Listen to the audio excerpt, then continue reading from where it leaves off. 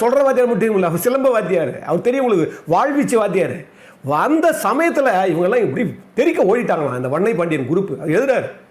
அப்படி ஓடி போனவங்களை பற்றி அதுதான் எம்ஜிஆர். உடனே அப்போ வந்து அந்த அந்த தலைமை நிலைய பொறுப்பாளர் யாருன்னா துரைன்னு இருந்தார். அவர் துரையை கூப்பிட்டு சொன்னாராம், அவங்கெல்லாம் ஒரு உரிமையில் பண்ணிட்டாங்க, இதை ஒரு காவல் நிலையத்தில் போகிறனால கொடுக்க வேணாம், தப்பாக போயிட்டோம், என்ன கொடுக்காதீங்க என்ன அப்படின்னு சொல்லிட்டு எச்சரிக்கை பண்ணாராம். தன்னை எதிர்த்து பேசிய, தன்னை எதிர்த்து ரகலை பண்ணிய அந்த குரூப்பை கூட எம்ஜிஆர் மன்னிச்சார். இதுதான் எம்ஜிஆர். இதை இவர் வாழ்க்கையில் மட்டும் இல்லை, அவருடைய படம் தெரியும் உங்களுக்கு, நம் நாடுன்னு படம். கவுன்சிலர் எல்லாம் சேர்ந்து இவர் வந்து சேர்மன் ஆக்கியிருப்பாங்க.